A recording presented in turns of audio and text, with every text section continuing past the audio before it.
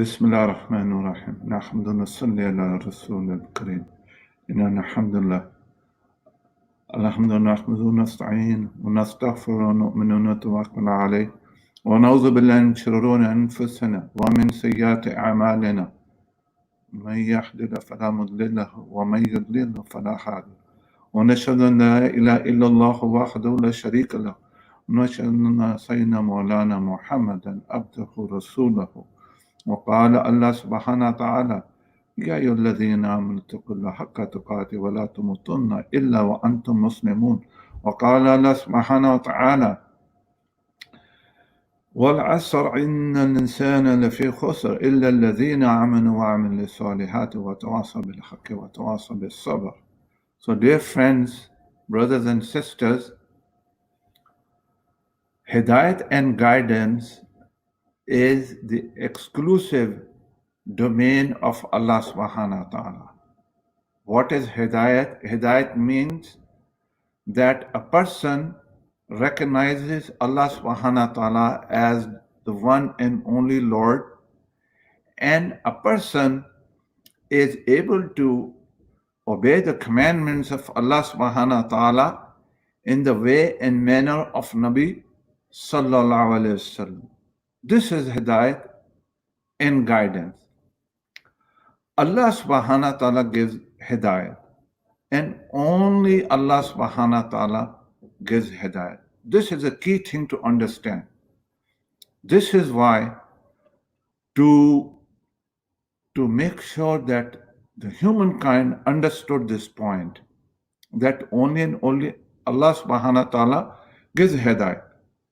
So the father of Hazrat Ibrahim alayhi salam and the son of Hazrat Nuh alayhi salam and the wife and the son of Hazrat Lut alayhi salam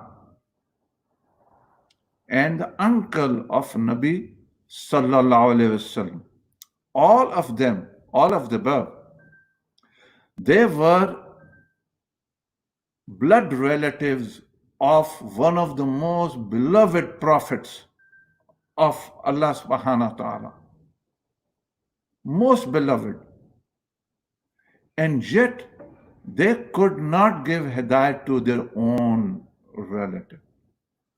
So much so that the son of Hazrat Nuh alayhi salam, when he boarded the ship, he called his son to join him. But his son, who was a Muslim, but his iman was not complete. So he told his father that, no, I'm not coming with you. I'll go to the top of the mountain and I'll be saved. So he disobeyed Allah subhanahu wa ta'ala. And while Hazrat Nuh alayhi salam was talking to his son, trying to convince him, a huge wave came between them and swallowed the son of Hazrat Nuh alayhi salam. So as a father would, Hazrat Nuh alayhi salam called out to Allah subhanahu wa ta'ala, saying, "Oh Allah subhanahu wa ta'ala, save my son." Allah subhanahu wa ta'ala's answer to Hazrat Nuh alayhi salam, and really for everyone who reads the Quran, was a very tough answer.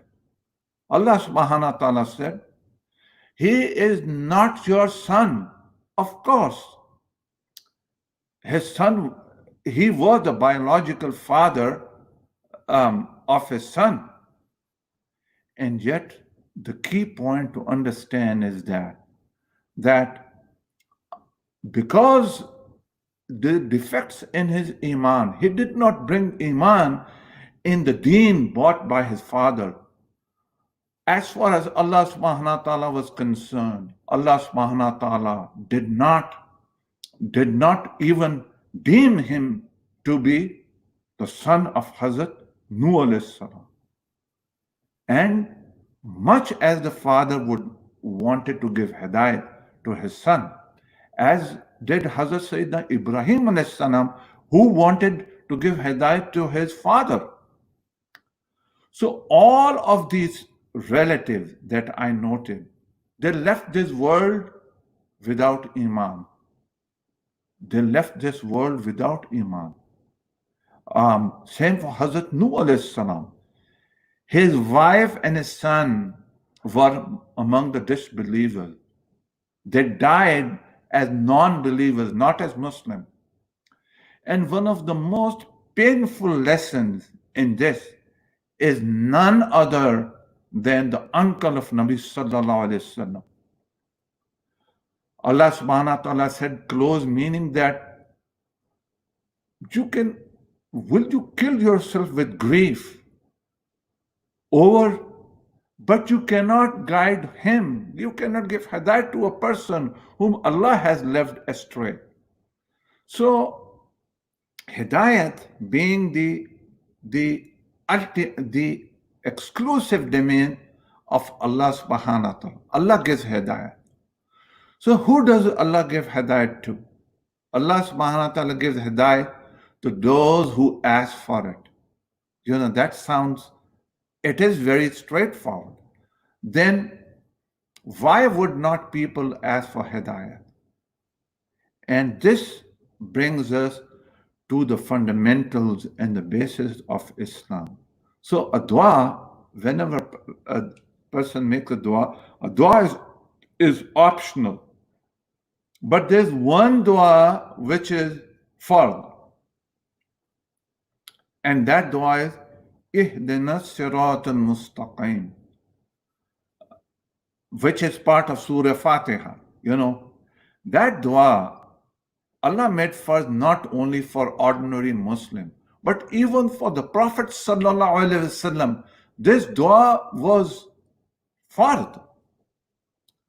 So the ulama explain that this dua, Ihdina Sirat al-Mustaqim, close meaning, oh Allah subhanahu wa ta'ala, give me hidayat, give me guidance. Not only this is the dua, but the effort, this is a dua for guidance, but it implies the effort of guidance as well, which is dawat illallah. People ask, why do I, why have to work on my effort of iman, and why do I have to strengthen my iman, build my iman? This is one of the answers, that Allah subhanahu wa ta'ala not only mandated asking for hidayat, but also the effort for hidayat. So Hazrat Umar ibn Khattab radiyallahu ta'ala anhu was a big, tall, strong person. When he used to sit on a horse, his feet were almost touching the ground.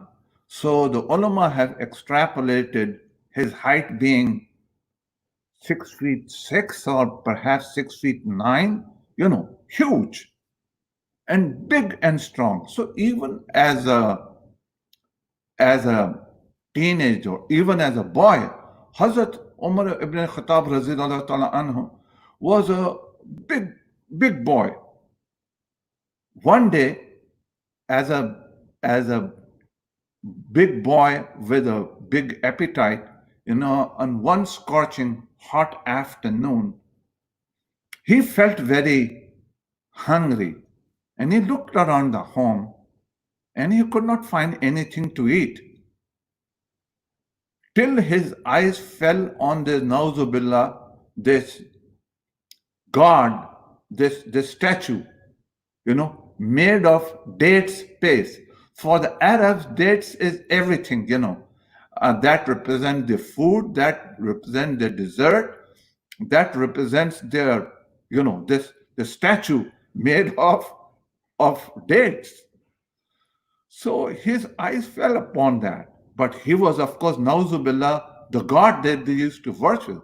And his dad, Khattab Sr., was one tough dude. And he would not touch that statue, that Nauzubillah, that god, but pangs of hunger overtook him. So Hazrat Umar ibn Khattab thought that, let me just nibble at the hand of this statue.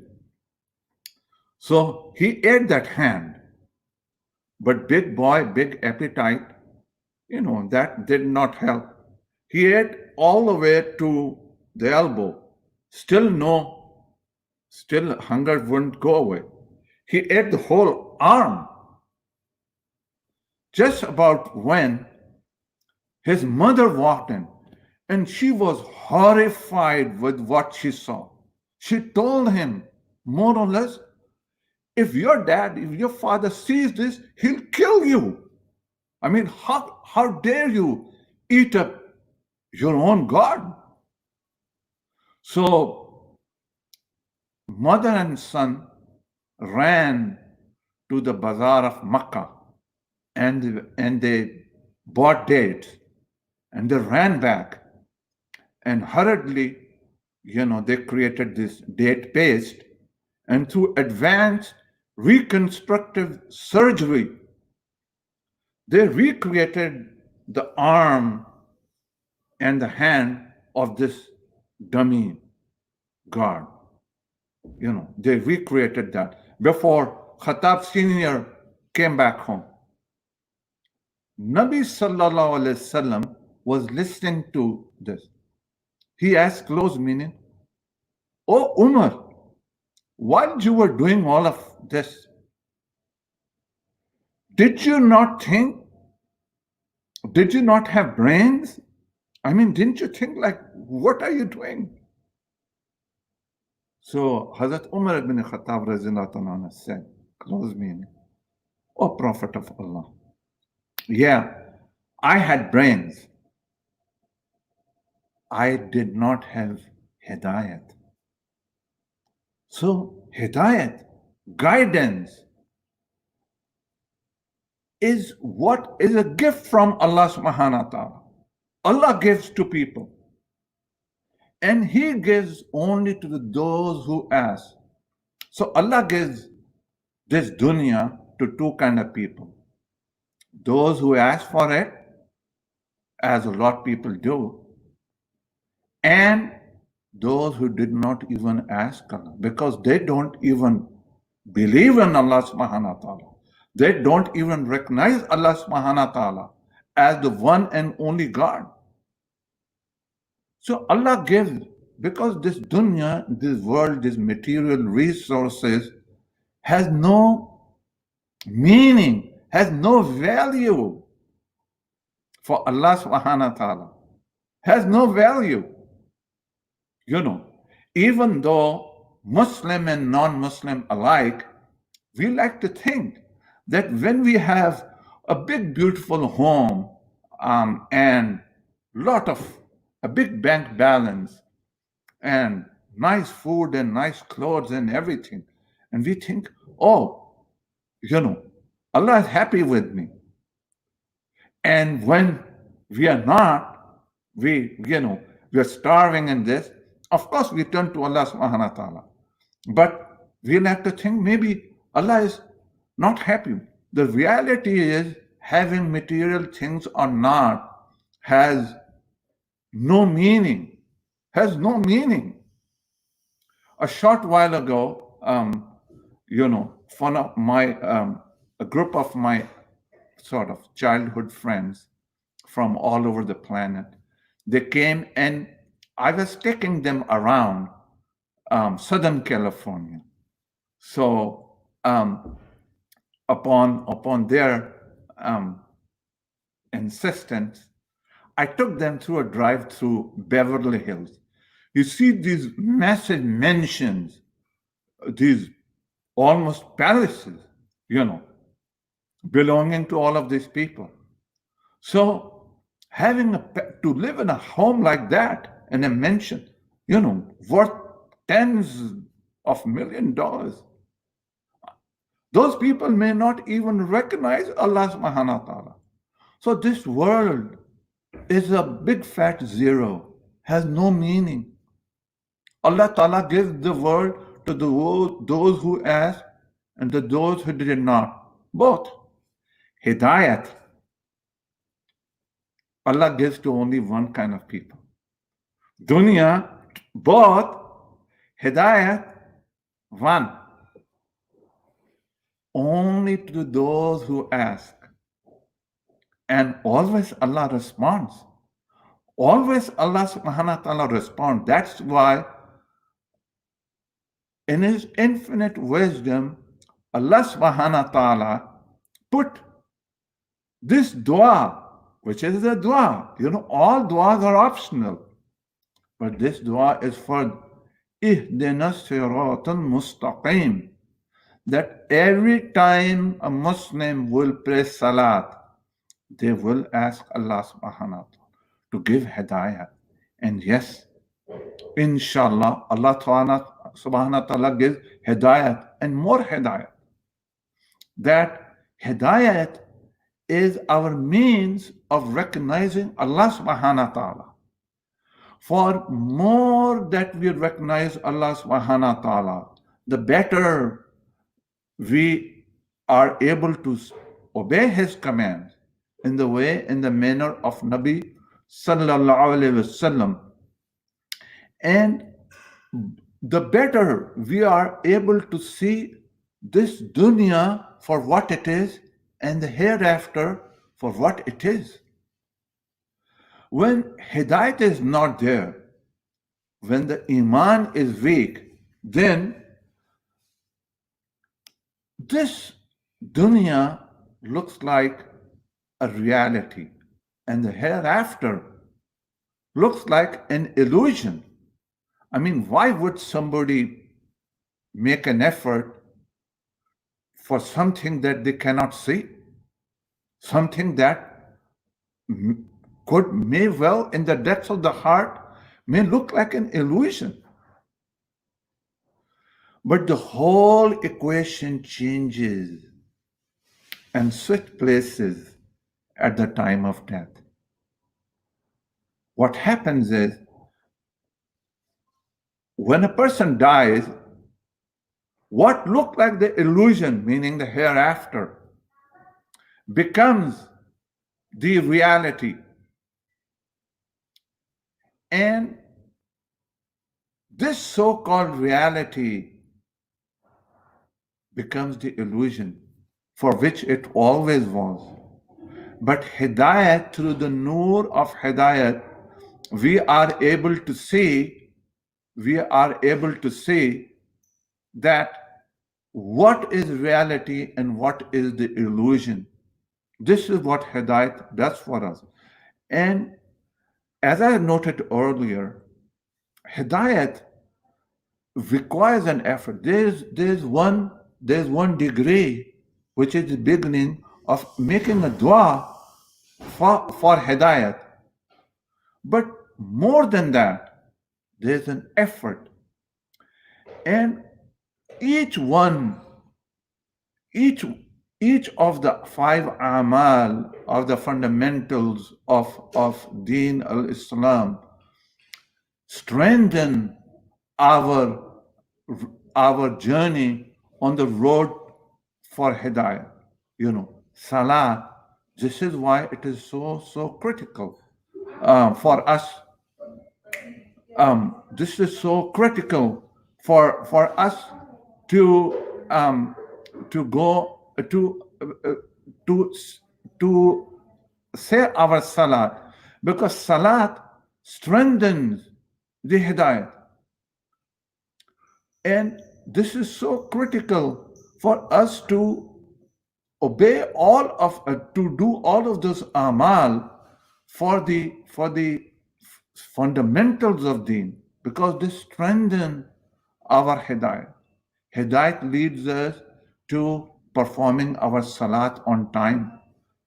Salat, hidayat, a person who gains the hidayat is able to fast the 30 days, is able to give zakat, is able to perform hajj, and is able to have the true and the correct yaqeen in the kalima La ilaha illallah Muhammad Rasulullah, which is the first journey in the first part of Hidayat.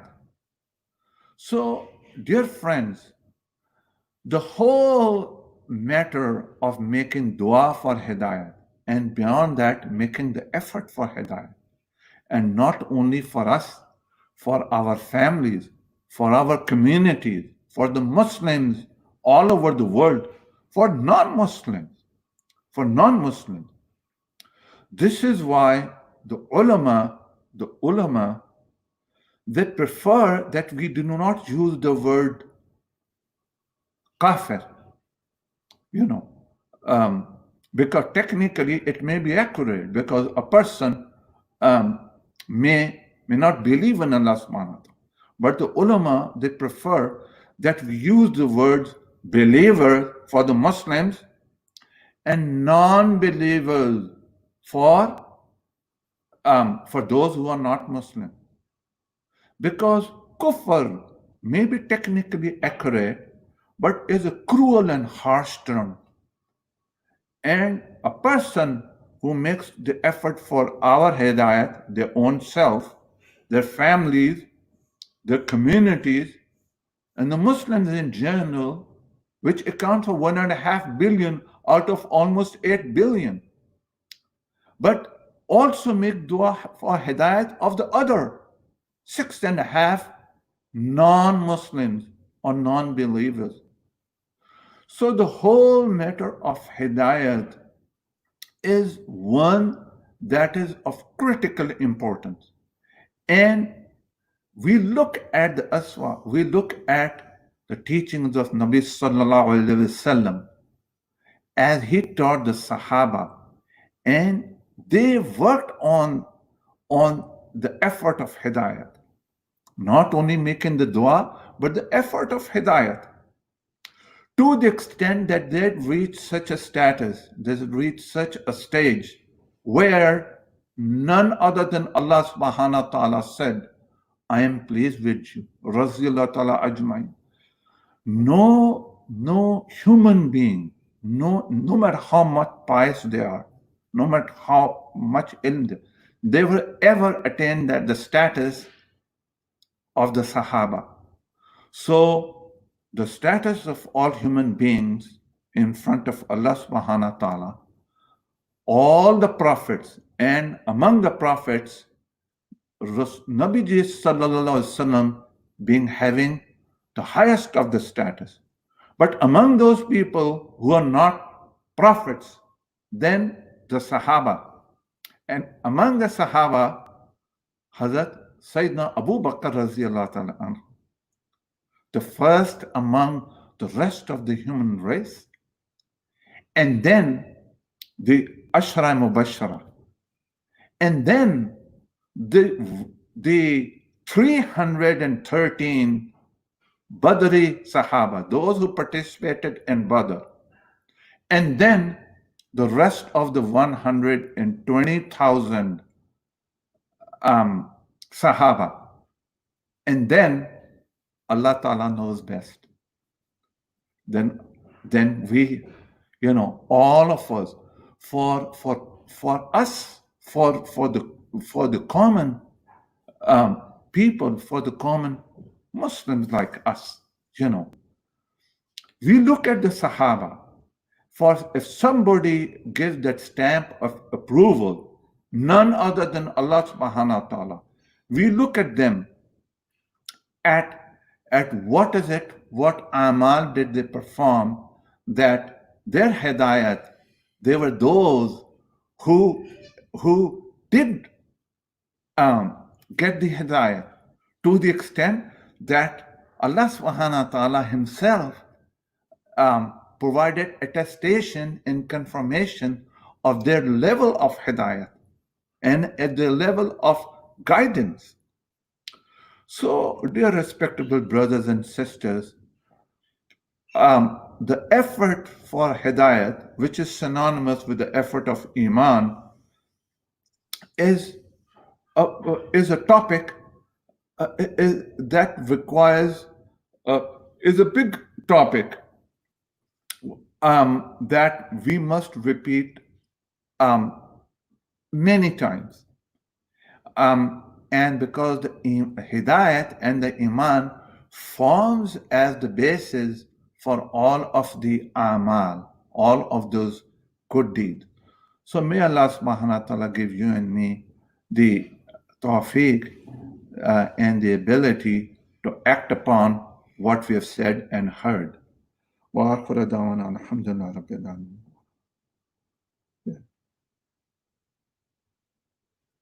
بسم الله الحمد لله الصلاة والسلام على رسول الله صلى الله عليه وسلم. اللهم صل على محمد وعلى آل محمد كما صليت على إبراهيم وعلى آل إبراهيم إنك حميد مجيد. اللهم بارك على محمد وعلى آل محمد كما باركت على إبراهيم وعلى آل إبراهيم إنك حميد مجيد. اللهم اغفر للمؤمنين المؤمنات والمسلمين المسلمات الأحياء منهم والأموات إنك سميع مجيب الدعاء. إن الله يأمر بالعدل والإحسان وإيتاء ذي القربى وينهى عن الفحشاء والمنكر والبغي يعظكم لعلكم تذكرون وأقيموا الصلاة.